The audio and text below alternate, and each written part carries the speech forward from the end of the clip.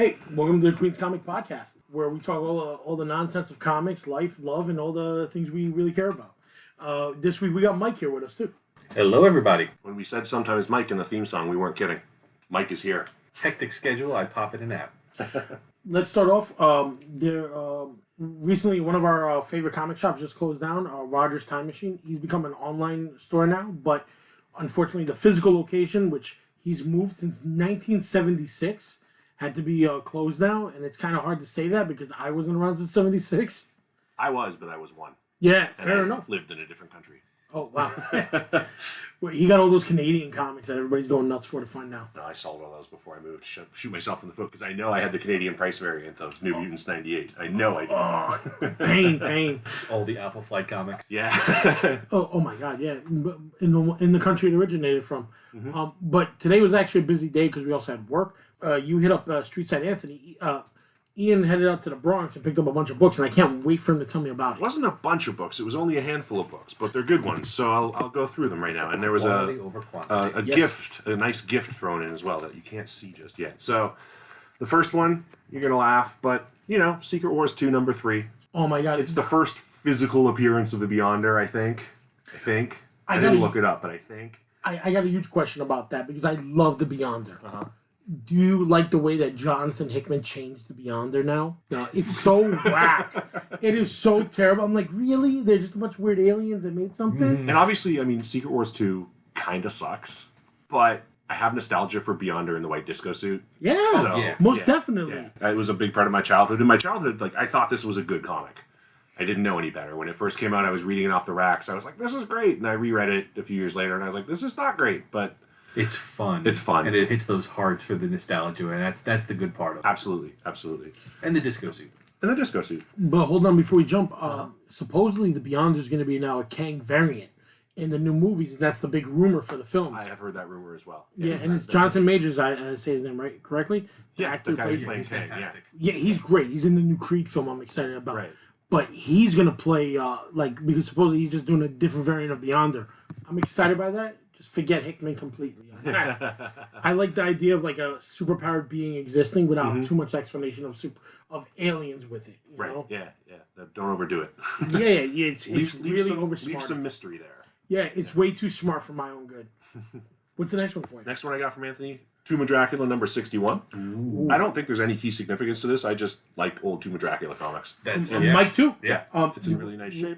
There's a comic shop that's not even a comic shop, it's a thrift store that has a statue of it. Oh, wow. That Mike's been looking at for like months now because he was like, but you get scared because the fingers and all that stuff to break. It's like so well done. What is it? What is it? A diamond?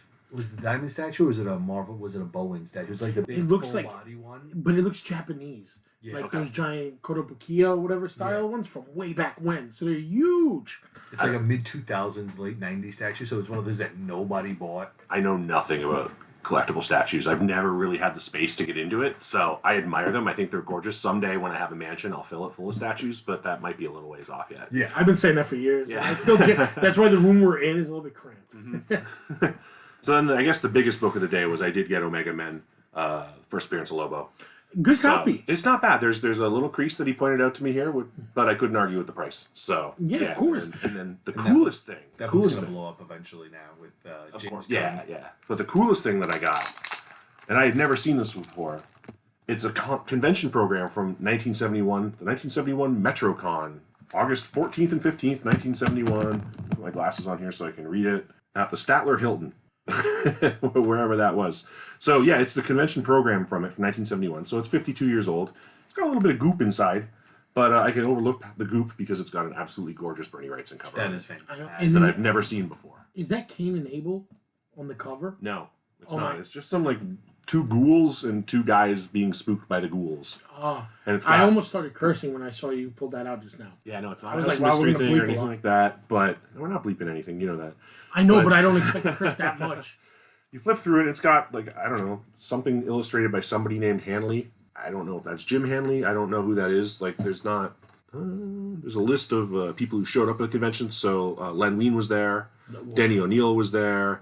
Joe Sinnott was there. Tony Isabella. Let's see what other names I recognize here. Ted White. I don't think it's the same Ted White I'm thinking of.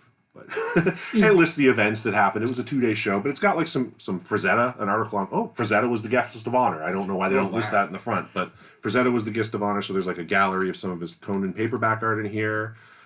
Ted White is not the Ted White from TV, but Ted White, who apparently was a fantasy illustrator who I'm not familiar with. A nice Jeff Jones piece in here from some sort of older sci-fi zine, and then a nostalgic recapitulation of artistic endeavors by fandom's Fantuccio. I don't know who Fantuccio is, but there's a couple of pages of Fantuccio art in here. It's a nice Batman. It's a nice Batman. Check out the It's kind of a Shazam. cool Shazam as well, yeah. He's got the mad butterball face. Mm-hmm. One day we're going to do videos just to show some of the weird stuff we find. Yeah. And, and just some text pieces. Who's the front Hawkman in the opening page? Is that a guy, Giacomo, is that name on there? Or is that Fantino? That looks to me like it's not credited, but it looks like it says Dave Cockrum, doesn't it? Okay, all right. I was reading it upside down. For some reason, I thought you signed it upside down. Yeah. Anyway, very cool piece. It was a gift from Anthony, which I very, very much appreciate. Hopefully, you hear this episode. And so that was worth the tolls to drive to the Bronx. Oh, yeah. He always has such a fun sales. Everybody loves it. He always gets very interesting and unique stuff that you don't normally find hanging around random comic shops. Yeah. No. There's a sense of community there, too. Like, I remember last summer when he was doing stuff outside that we were talking about how, like, you don't get into hour-long conversations with people at the local comic store when you're an adult as much as you did maybe when you were a kid and you had more time to kill. Yeah. But when you're hanging out at Anthony's in the afternoon, on the weekend, sometimes you do, and you make friends that way. And I mean, I met Nelson, who turned out to be my neighbor that way. I had dinner with him last night. I've met a couple other people like Jim and Erod through Anthony. I've made some friends through Anthony, and one guy, his name was Terry.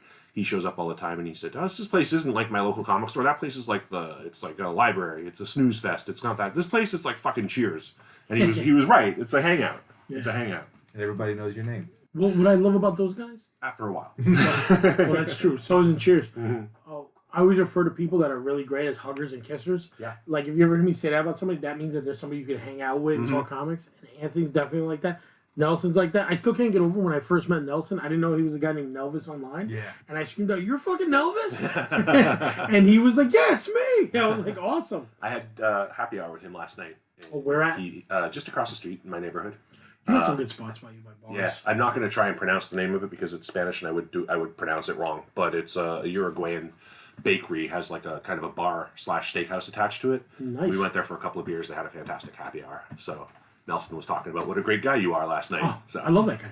Yeah, another hugger and a kisser. He's a good guy because like you'll put a local guy who's on for sale. He works weekends, so he has a problem to get to some spots. But he supports because he tries to show up no matter what. Yeah. At least something. Like he came for the dog drive, and that was so much fun. He did. Yeah. Because I was so happy to see him because it was so many random people from like Craigslist, and they were like, "I just came in for the dog." I'm like, "Oh, that's cool," And he came for the comics and he, support the dog. What'd you get next, Mike? This week? I haven't gotten anything in a while. Well, what do you plan on getting? I think the next big book I'm trying to get is The House of Secrets. Yeah. Thing. That's been on my radar for too long, and I think it's going to be a race between you and me to see who can get one first. Yeah, it's true. It's true. I'm way behind you guys. I just got the action figure Swamp Thing. I need Swamp Thing's first appearance, and I need a John Constantine. I like that the Swamp Thing that came out I think it was a San Diego exclusive. Oh. That came the biodegradable head. I have that one. That's the one I got. It's the first one that the joints are just straight skin. Yeah. And now they do it. Flesh. Yeah, and it's cool. It's a biodegradable head of Swamp Thing. The figure's a great figure, but it's hard to display without messing up the box over time because it's cardboard. It's cardboard. But they now do that with new figures. Like they started with a character called Vulcan, who's Scott Summers' third brother. Oh, the mystery brother. Yeah, and now there's 4 of them because now in the comics there's 4, and it drives me crazy. I did just do my pre-orders for this year's omnibuses. So what are they? I picked up the X-Men 2099 omnibus because. Nice. How many issues are in that run? Like 43? Probably too many. Yeah. And the next volume of Uncanny X-Men is getting a reprint, volume 5. Sweet. The omnibuses are epic. The omnibus. I like omnibuses, but I think they're gonna kill me. Like those, you remember back in the 40s, like these 2 brothers had too many newspapers up. Mm-hmm. I feel like omnibuses are gonna fall on me, and then they're gonna find me, and one of you guys is gonna look for me and then crush yourself. It's gonna be this shelf first, I think. Oh yeah, the one that's like linguini. Yeah. Since we're talking about Swamp Thing, you gotta whip seems this one like out. the right time to segue into my big purchase of the week. It was kind of a Christmas gift to myself. I got the Absolute Swamp Thing hardcover edition, which reprints all the Len Wein scripted stories and all the Bernie Wrightson stories, as well as the 3 that Wrightson didn't draw that Wein wrote, which I believe was Nestor Redondo. I'll find out. I don't remember off the top of my head. But it comes in this beautiful hardcover slipcase, which has a great cover. It does have a great front and back cover, painted Swamp Thing by Wrightson, which, if I remember correctly, originally appeared on Roots of the Swamp Thing #1 when they reprinted it back in the 80s or early 90s. Nice. Yeah. And then you pull the book out of the hard case, and it's got. I'll allow you to touch it because it is felt. I want to touch it. No, you should. No, you I need already to. You touched need chocolate. to. I don't want to. You need to. All right, let me do it, but I can. Oh, it's very nice. It's fuzzy. Oh god, it's fuzzy. Yeah. Swamp Thing needs a fuzzy thing. And you open it up, and it's, you know what? So I don't know how familiar you guys are with the old Swamp Thing series, but anytime it's been reprinted up to this point, the color has been off.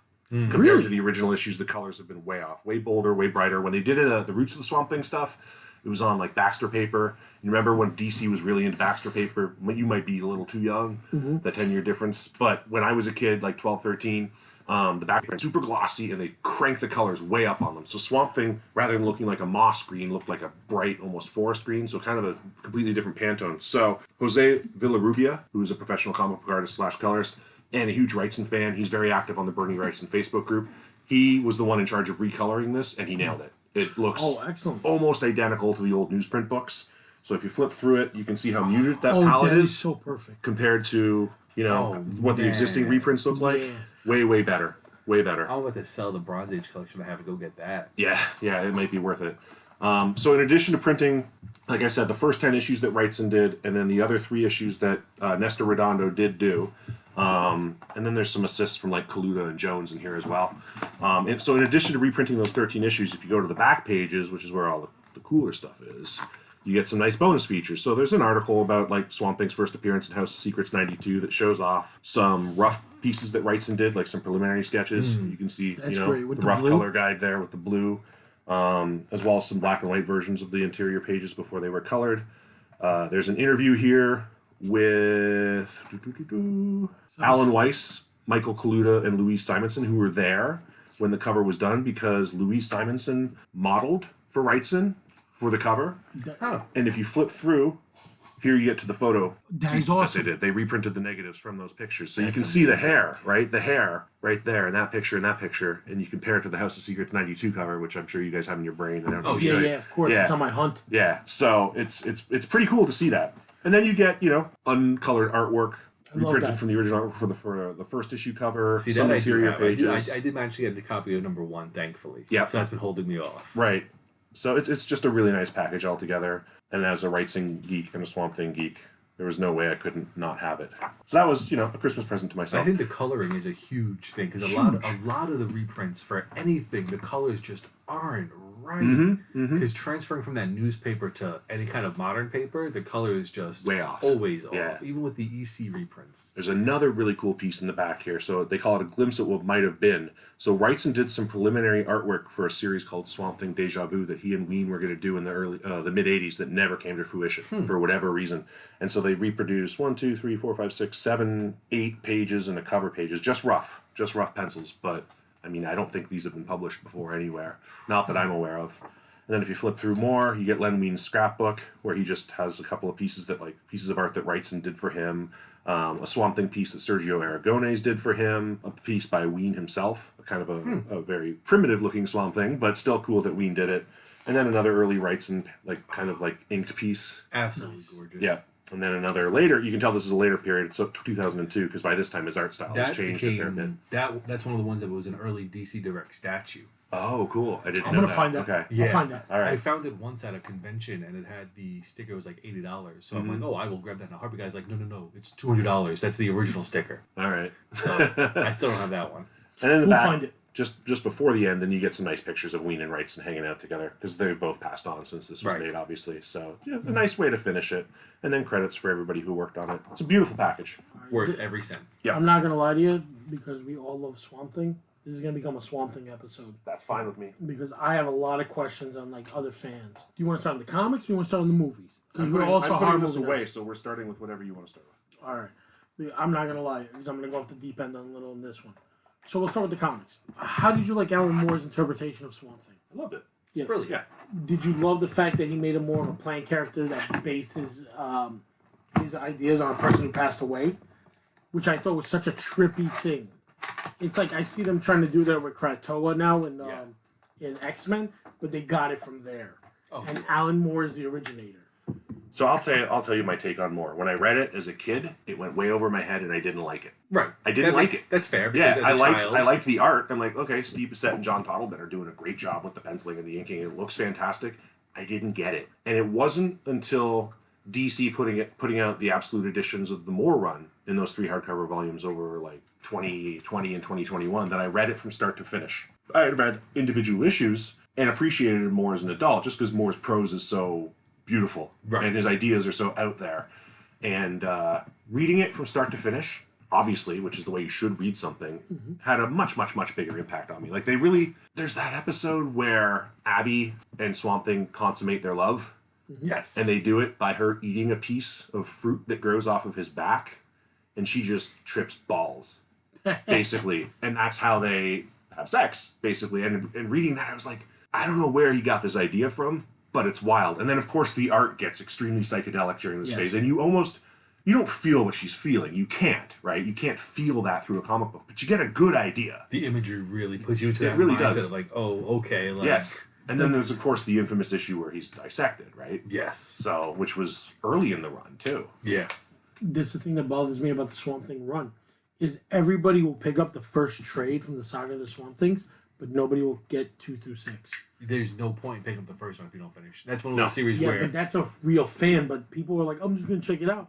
But you're like, you got to get it all. It's an arc. You need to finish it to get what you're supposed to get out of it. Moore very clearly had a plan in mind when he started with it, and to see that plan finished is a wonderful thing. Yes. I don't think anybody's been able to touch it since. Not that there hasn't been good Swamp Thing stuff since, because Nancy Collins' run, I think, is really good. I haven't read that one. It's pretty good. That one and the Brian K. Vaughan, I think, did. Which was decent. Yeah, I like that. And then Ram V's one that came out. Ram V in the was last year. fantastic. Yeah. It's a huge, different take. It's a whole different character. Massive departure. He's such a brilliant writer. Yeah, and working in like elements of Indian culture and Indian religion and Yes. stuff into what was that had never been touched before. He takes the respect for the character and modernizes it without using Alec Holland as much. Did you Alec's in it, but barely. Right, he's not the focal point. He almost. I can't say he doesn't matter, but he almost doesn't. Yeah. Did you like the Scott Snyder run? So I'm missing a few issues of that.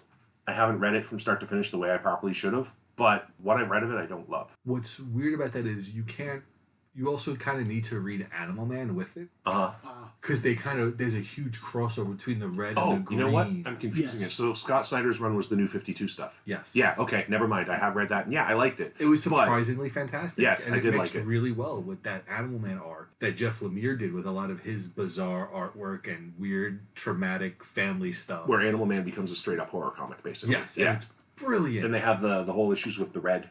Yes. Yeah, okay. I read it, yeah. And then afterwards they bring in the gray, which was weird. Yeah, but it still worked. But interesting. They have like the Mushroom Kingdom, essentially. So, funnily enough, that's the comic that got me back into collecting. Really? Yes, because when Midtown opened their annex in Queens and COVID was going and I had nothing to do, I would walk over there on weekends when it was open and stand 6 feet apart from everybody, fully masked, and dig through dollar bins. And I loved Swamp Thing as a kid, and I found not a whole run, but 2/3 of that run in the dollar bins at the Midtown Annex. And so I picked them up because, wonder what's happening with Swamp Thing. Haven't thought about Swamp Thing in 2 decades. Yeah. So that is what got me back into I collecting. think Charles Soule took over after Snyder. And it wasn't bad. It was still good. It just wasn't as good. Because I think Snyder did a really surprisingly good job, especially with that time period. He did. Yeah. That was one of the few New 52 books that was really strong.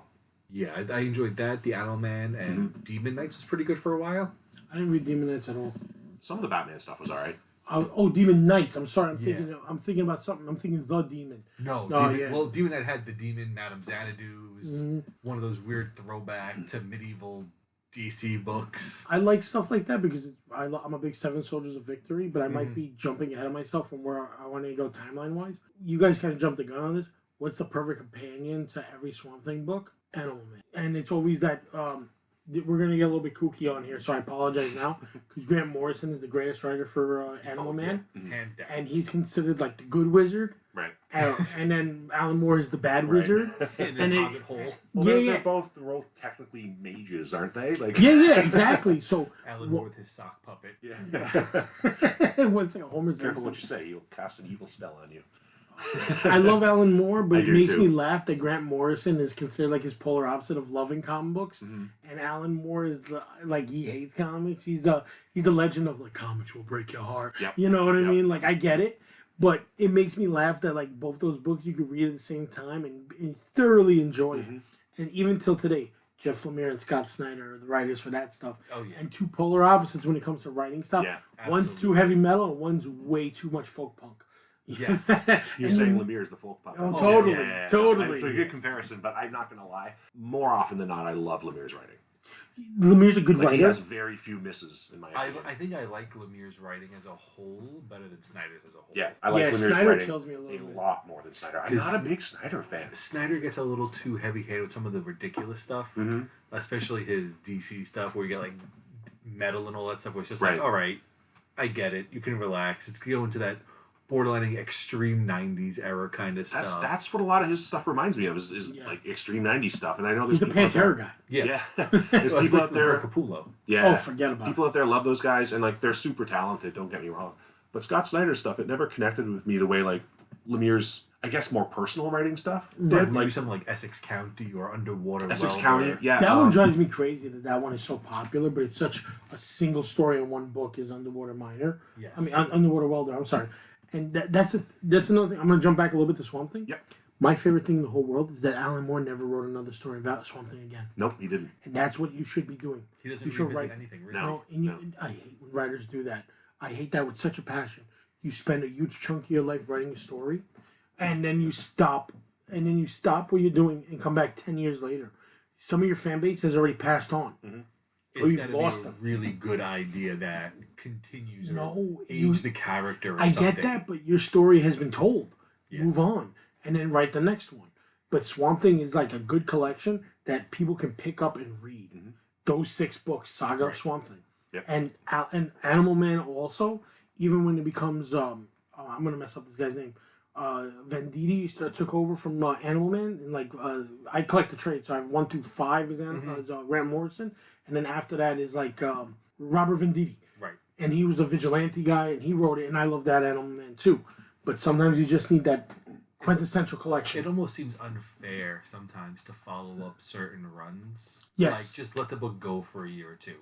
Like, unfortunately, Donny Cates thing over Hulk, right after Immortal Hulk, Poor guy. that's Poor not really guy. a run you could follow up. Just let And the then he just character stopped ferment writing for it. a year and enjoy. He didn't finish it. No, he just stopped. But I think that's more of a personal thing in his life. He made a post on Twitter the other day. Yeah, I saw it too. There's some personal stuff going on that Let him battle his demons and that's take the care luck of to it. him. That's the Yeah. luck to him. So Oh, of course. yeah.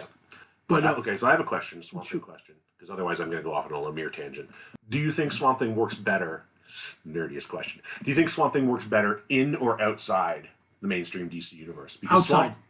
Outside, Swamp I'm Thing to me sorry. is always better when he's just dealing with Thing. swamp stuff. Yeah, And when they bingo. pull him into the DC universe, like, not that they can't do good stuff with it, because they have, but I mean, well, Moore was pretty vocal about how pissed off he was when they made him tie into Crisis yeah, during his yeah, run. of course. And he did it well. I think he did it well, and we got some cool stuff out of it, but I would like to have seen where he was going to go if he didn't have to pull in Superman, you know? I will say that the Batman crossover in the Ween Wrightson run is really well done.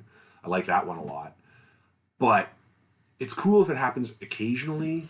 Yeah, like DC Comics Presents has a Superman and Swamp Thing book. Right. And that's by Venditti. And it's really well. And a lot of people look for it just to have it in their collection. There's a Moore issue, too. There's a really what's more issue. Keep talking, I'll look it up. Alright. I almost think there should be a spot for both of them because then you get the crossover like with Animal Man. True. But you don't want to get it too like I don't necessarily see Swamp Thing with Green Arrow. No, totally not. But here's where it gets to me a lot. When I picture Swamp Thing, I picture the whole globe. For Yes. some reason. And he's just part of that globe. And then when he went to Mars and all that stuff, and that's different. You know what I mean? Like, he feels like the world. But you don't need every gosh darn superhero in that story. You know what I mean? It's okay to do smaller scale Yeah. stories where it's a little more Personal. right? Because a lot of the DC comic stories will go global, cosmic, where keep it in the swamp. Like, it doesn't have to leave Louisiana. Like, well, did you like Right. Future State with the swamps, where it's the swamp people? It was interesting.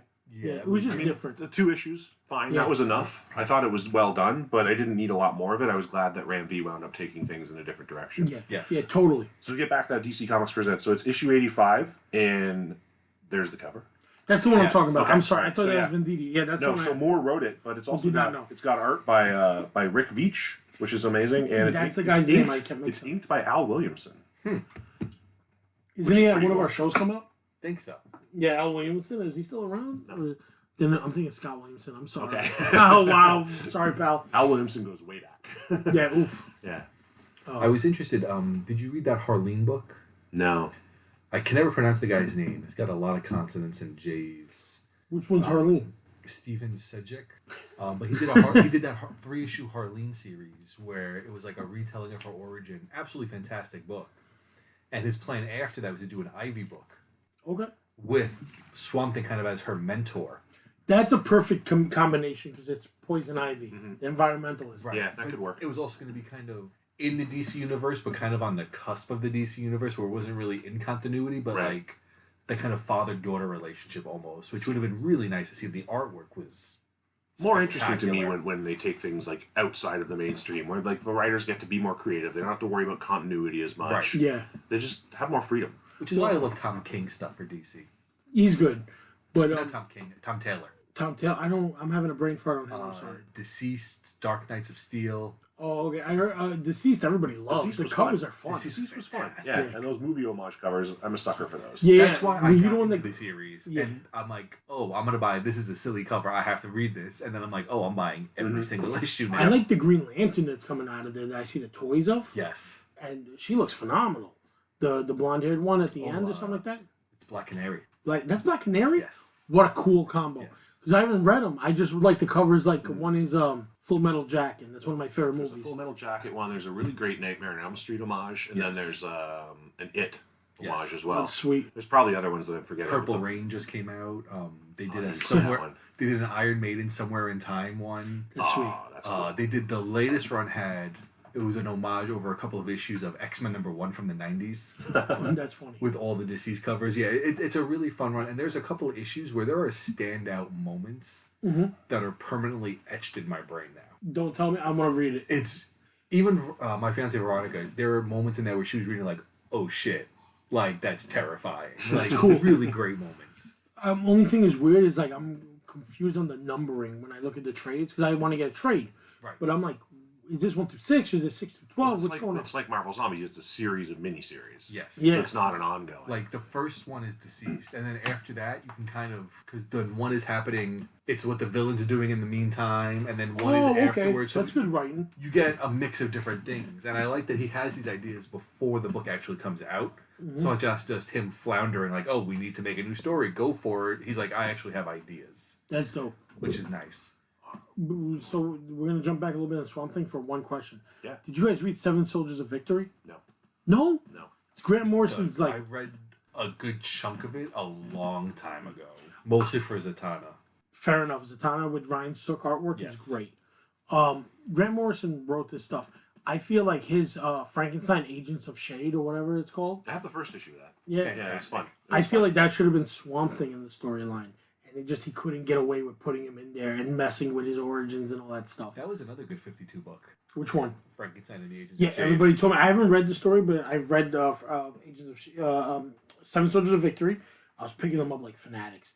Zatanna, carrying the Witch Boy. the Witch Boy, Bullet Man, and Gary Bullet and the Girl. Witch Boy from the Yes. Kirby Demon Run? Yes. Yeah, he's one of the Seven Soldiers. Yeah, you gotta read it. Yeah. Dude, I'm ready to grab it. It's like right next to me. Yeah. I'm like, dude, comic. Wow, we are fanatics.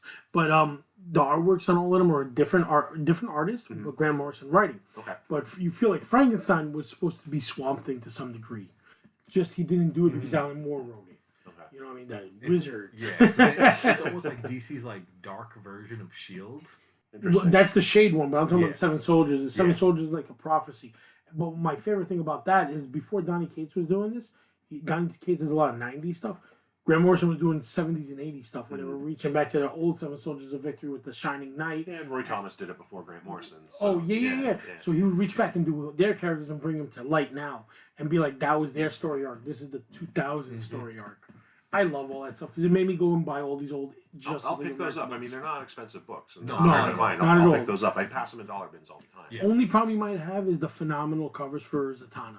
Everybody wants them because they're all like blended in, and like her pulling the most famous one is her pulling a rabbit out of a hat, and then the whole page cover's is all rabbits. and she's like I've seen that fighting. one. Yeah, I know that one. That's a phenomenal book. What's another? She's a character that needs one really good story arc. Yeah, but the thing is, always like even the ones that people collected, there's like a single issue in the '80s. I can't remember issue 2 of that damn book. Right. You know what I mean? And then Seven Soldiers of Victory, and then this. Paul Dini became the writer, but the covers are the ones that really put it up with Adam Hughes because a lot of them wanted the cheesecake stuff. So you're like, awesome. But the writing, after he left, I was like, this is terrible. Like, anything they write with Zatanna is terrible. Yeah, it's a hard character for some reason that there's never... I guess part of it is they don't have a good supporting cast of characters where it's kind of just her, so there's not really... Who's her villains? Well, she's part of Justice League Dark, right? Which is phenomenal. Yeah, I like Justice League Dark. League So Dark is Absolutely phenomenal. Okay, I gotta go off on a movie question for a minute. Which I know we're not really supposed to do, but too bad. We're doing Swamp Thing, so don't worry about it. Yeah, Everything, we'll have to baby. talk about Swamp Thing movies in a second. But all right, so there's theories going around that obviously Keanu Reeves is going back to do another Constantine film, Which would be great. Yeah, I think it's confirmed. I mean, yeah, But but Lucifer is the that's best. not the rumor. The rumor is that this will open the door for the Justice League Dark to enter the DC extended universe or whatever they're calling it now. That'd be cool. I'm intrigued, depending on who they get to do, because I know Guillermo del Toro had an idea for it, which would have been amazing. And I think I purchased every Justice League Dark issue so far. It's a great story. Yeah, it's fun. And you watch every Guillermo del Toro film. Oh, absolutely. What a genius. That man, we're going to make a great movie. I love that guy. Yeah. Anything he touches is magic because he cares. His intros to Captain of Curiosity are sometimes the highlights. Oh, fantastic, yeah. Because he loves his stuff. People collect the pop of him just to hope that they can see him to get it to sign. And you know he's just a happy-go-lucky guy. Oh, He seems like the nicest dude. He really does. The more scary the film, the more horror movies people do, the more nicer they are for some Yeah, reason. absolutely. Yep.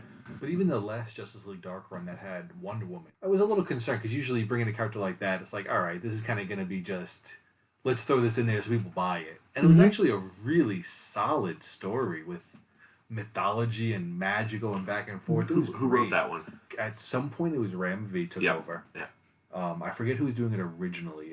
I know Lemire did think the 52 run. Yeah, I think he did. Did Tynion touch it at one point? Tinian was the one who did it for the current one. I think that was amazing with Wonder Woman. But yeah, it's consistently amazing book. Well, good. Those are all good writers. Yeah. And thank God books have guys who care about it or women that care about it. Anybody who's writing it, if you could see the energy they put into it. Yes. You know, and hopefully it does open the door because I love that Constantine film. Even though he wasn't British, I get it.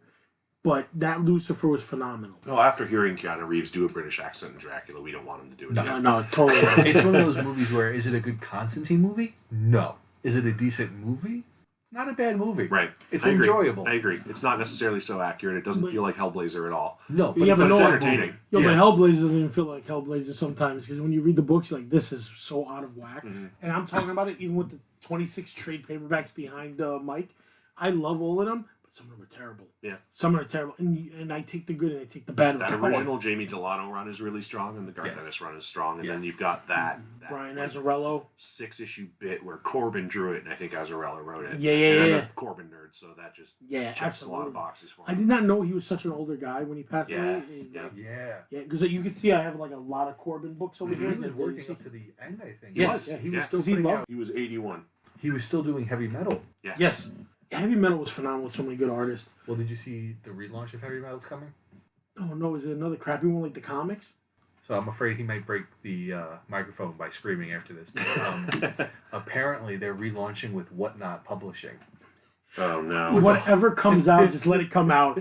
Whatnot, I got so much cool crap recently. I can't complain lately because people keep selling for cheap. They're actually doing a heavy metal #1 now with Whatnot publishing it, which is weird. It is weird, but we'll reach that another time. But the price for heavy metal got a little ridiculous. It did. Yeah, They it were was getting good to be like $12, $13 at one It point, was like wasn't it? $12.99 and $13.99. Fangoria was the same way. Yeah. I got really mad with Fangoria. We're gonna end it on the magazine thing in a moment, because I don't want to get stuck on this stuff. But Fangoria, I was picking up every issue because Forbidden Planet was letting all the writers would sign it. Yeah. So I picked up the first 5 issues like that. But I was like, I'm buying a $20 magazine Yeah. that I could read online for free. Yes. They gotta go back to back. And I'm not a big fan of those magazines like that. Cause I like the bigger old Fangorias, like the more floppier, crappier types quality. And same thing with heavy metal. I was like, this is getting too stocky. Like that's why I was like, this is too I much. started picking up heavy metal, to be honest, when Grant Morrison took over as editor-in-chief. That's awesome. That piqued my interest. Like, oh, Grant Morrison. And then he wrote The Savage Sword of Jesus Christ. Where, like, yeah, he's going after Hitler. Like, it was absolutely insane. So I'm like, okay, I can get into this for a bit. They were supposed to be what Love, Death, and Robots are. Yes. And it always was that heavy metal. But then somehow it just totally went off the kilter. When they started printing their own comics, I was like, this is terrible. Like, and now they're comic book size. They went from magazine size comics to now Right, regular they're size. coming out with the individual, like the storylines that they're doing in heavy metal, they're producing as actual regular comics. Because nobody buys magazines. Yeah, but they were called that- Elements. The Element comics. Yeah. You got any of those? I don't think so. They're Dead terrible. Never Rise or something. Yeah. There was a couple of them. I was like, I would always get confused. I was like, what am I missing? Because not every store would get it. So I got number 2 of the purple. Okay. I got 3 gold, and I got 4 red. And I was like, this is not the same book? Because if I got them in the same thing, I thought I got them all. Part of their problem was also the release schedule that heavy metal didn't really have. Oh my god, it's so terrible. Like, I think I was buying one of the Tirana books they were coming out with, and at some point it just kind of randomly stopped for 6 months, and then the 4th issue came out. I'm like, I don't even remember what happened here. What is wrong with them? But here, let's jump back to Swamp Thing so we could like tie up the episode. Definitely. Did you love the film or not? The first one or the second one? All of them. I don't care. I So, love the TV alright, show. alright. I think I bought the TV show on DVD when FYE was going out of business for like $10. All right, so my thoughts on it real quick. The first Swamp Thing movie I think is pretty solid. Yeah, definitely. I like it a definitely. lot. It's cool to see David Hess show up in it. I like got a soft spot for Wes Craven, Adrienne Barbeau. There's some good casting Who choices doesn't there. love her? Right. It feels like a toned down version of the comic. Yeah. It works pretty well. The second film isn't good. No. Like, at all. It's a monster flick with a bunch of random monsters that are like so terrible looking. It's great. Jim Wynorski directed It's a it. USA Network film. Yes, it feels very much like that. Yeah. Like, maybe if I had seen it as a kid, Yeah, I'd have nostalgia for it. I didn't. I didn't see it till I was in my 30s. I So got it just didn't work for me. Then, the TV series, I didn't hate it, but I felt like there were a lot of missed opportunities there. Yeah. And that they dumbed things down a lot. But then the second TV series that they did for HBO a couple of years back, I really enjoyed. Yeah, but that's the state of Georgia was paying for half the show, so we were getting like $10 million from the state to make Right. it.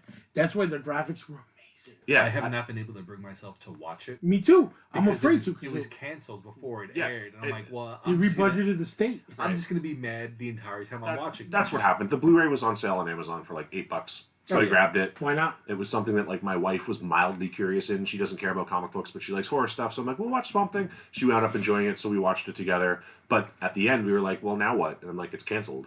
Yeah, that's it. And she's like, I want to know what happens. I'm like, no, Yeah. too That bad. Yeah. depression that You comes from don't get stuff to. not finishing.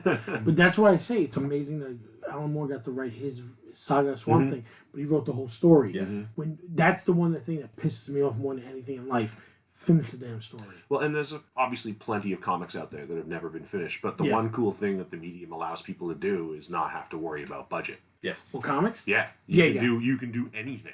Pen It and doesn't paper necess- is amazing. Right. It doesn't cost an artist any more to draw a couple of people sitting around than it does to draw like a space battle. It might take more time, and maybe the artist should be paid more for it. But comparatively speaking to like what it would cost to do the effects for those two different set pieces, Yes. it's night Yeah, and yeah. day. It's Yeah, not a that's Hollywood what killed budget. it. Right. Well, here's the thing about Swamp Thing that I loved more than anything. The action figures were terrible. The ones from the 90s for the show. Yes. But the greatest thing in the whole world was the PSA. When he tries to help a kid, he comes out of the swamp and he goes and he tells the kid to stay with his family and whatnot, or run away. And he goes, "Oh, how you feeling?" And he looks at him and he tells him, "I'm swamped." I don't think I've seen that. It's an amazing PSA, and it's such a great way to end this episode on Swamp Thing. But if you get a chance to, never always check out the old stuff from the 90s first for when it comes to the movies. 80s, I'm sorry. 80s, yeah, the first one was 80s. Was it 88? Something like that. And then I want to say 91 or 90 for number 2. Because it's like, what's her name? Heather Locklear, that's when she was getting Yeah. famous. Oh, that's right. Yeah, she is in it. And be careful if you buy it on home video because there's 2 different versions of the first film. There's Unbelievable. one that was accidentally put out with the boob shot. With Adrian Brito. There's a boob shot in it, yeah. So if What- you get the what- uncut version, you get the boob. If you don't get the uncut version, you're not going to see a boob. That's terrible because everybody wanted to see her ever since Escape from New York. And then try and read the Swamp Thing books written by Alan Moore. And if you ever get a chance to pick up the Len Wein and Bernie Wrightson, That's where it all started. absolutely, those are the brilliant minds behind it. Like a lot of the books, and hopefully we all get it before everybody else hears this podcast and goes out and buy it. We all need a House of Mystery 92. Oh yeah. Any grade, I'll take it. Yeah. Thanks for listening to this episode. We'll see you next time. Bye. Hey, Omar, look at how the plastic cup acts like a boat in the water. Daryl, you jerk, you're gonna get us in trouble for littering. Ah, big deal. A plastic cup never hurt anything, did it? Littering always hurts, Daryl. Walking! You kids know that plastic lasts hundreds of years when thrown into the environment? That stuff lasts that long? Sure does, Omar. We all have to protect the green and recycle our litter. You need us to help protect the land and water? Sure do. You really that busy? As a matter of fact, kids, I'm swamped.